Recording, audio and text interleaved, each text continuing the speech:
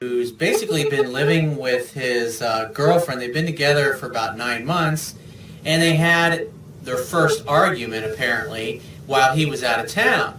And now while he was out of town, she's apparently been texting some other guy and arranging to meet up, and because it sounds like from the gist of her email that she's kind of like a woman I used to date years ago. And what I learned in this situation, I really loved this girl. She was fucking drop dead gorgeous. She was sexy as hell. She was amazing in bed. But the problem is that she had a devious tendency. I mean, she even came right out and said, I can be very devious. And when obviously, the amount of time I dated her, I got to know her family very well. And even though they were very close and very loving towards one another, they often told little white lies to each other just because it was easier to tell a lie. Because when people lie, what's really going on is they're afraid that they're not going to be accepted and loved either for who they are or what they did. And so for a lot of people, it's just easier to bullshit and to lie, at least in their own mind.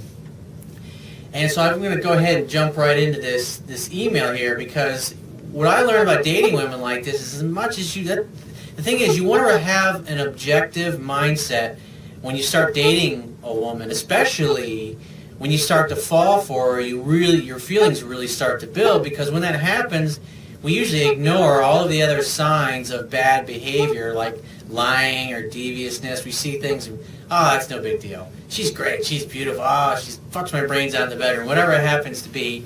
And we tend to ignore those things. And so the idea is that you want to catch yourself and spot these signs of a low quality or low integrity woman as early as possible before you get too far down the road. And then, because if you're in love with a girl and then you find out she's a total liar, it makes it really hard to walk away, because you just keep hoping for things to get better. You just keep hoping that they're not going to be deceptive and devious and deceive you. But at the end of the day, they can't help themselves. Just like Dostoevsky said. He said, a man who lies to himself and believes his own lies becomes unable to recognize truth either in himself or in anyone else. And that's really something that you need to think about. So I'm going to jump right into this email here. And he says, I've been with my girlfriend for 9 months, and I had to go away for 30 days for work in Australia. At that point, we had not argued once. But a few weeks into the trip, we argued for the first time. She had always told me that she wanted me, and only me, that she loved me more than anything or anyone, that she would be a mess if she lost me. She also promised me that if other guys were to hit on her in my absence, that she would tell them no and have nothing to do with them. Also, that if our relationship was going through a rough patch, she would run to a past guy for a shoulder to cry on. Now, when I hear statements like that, it reminds me of like a politician. Like there's a big case that has been in the media, and I'm not going to mention it, but everybody's been looking at it. It's a legal case, and this particular prosecutor, after a lot of pressure from people in her district, I was amazing. I see this woman on TV, and she's a district attorney, and she says, now, I'm not doing this for political gain. I'm not doing this for any reasons, to help my candidacy or help my political career. I mean, she comes out and fucking says this, right on national TV. And I'm thinking, oh, that's exactly what she's doing. She's doing it exactly for political gain. It's just like when a person says, oh, hey, I'm honest.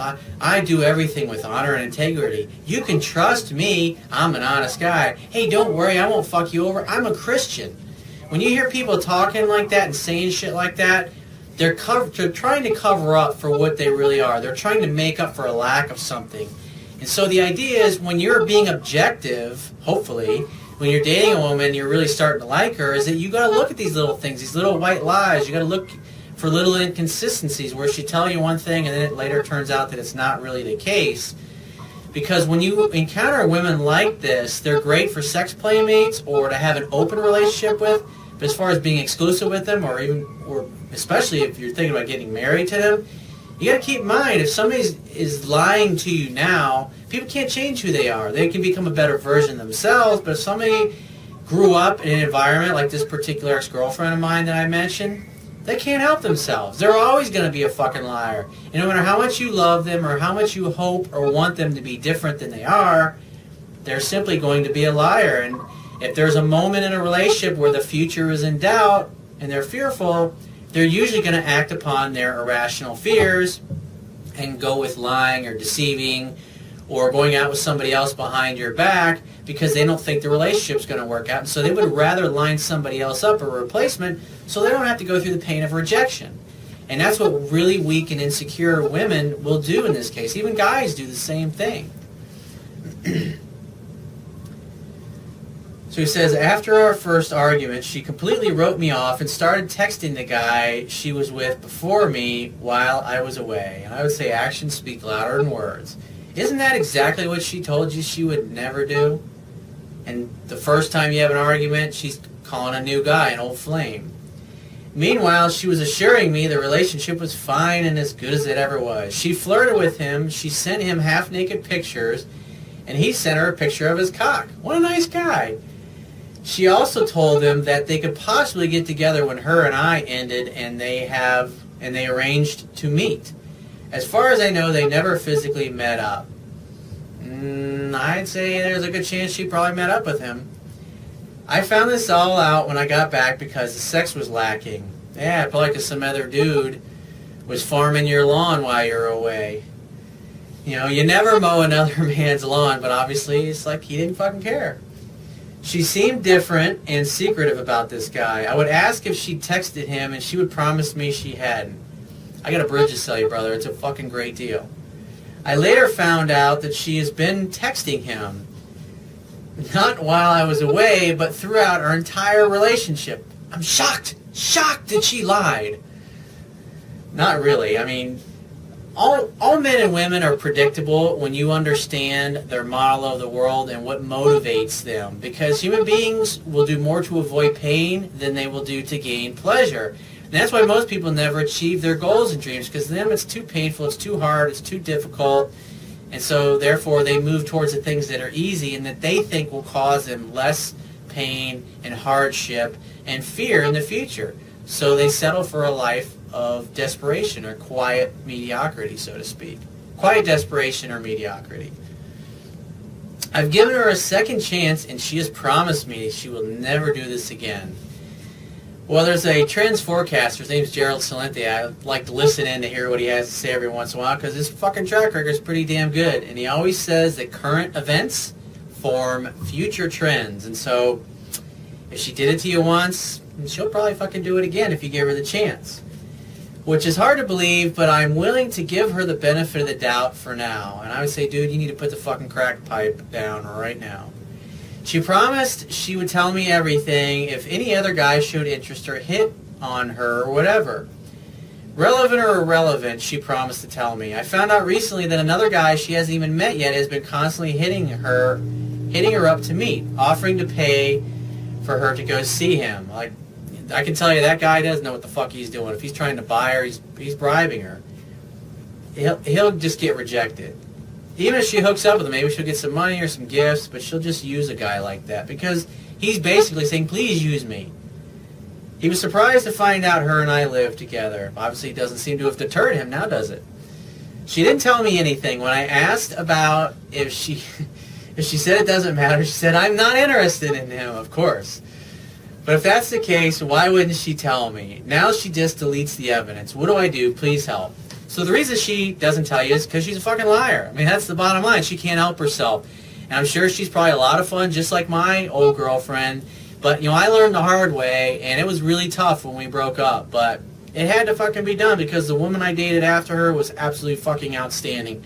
She was honest. I could trust her. She was faithful. She was loyal. She always told me what was fucking going on. We're still great friends to this day. So what would I do in this situation if I were you? I mean, you live with this girl, so that really sucks. But here's the bottom line. You know where you stand with her. You know that she's a liar. You know she's devious. The reason she lies is because she's not comfortable being herself.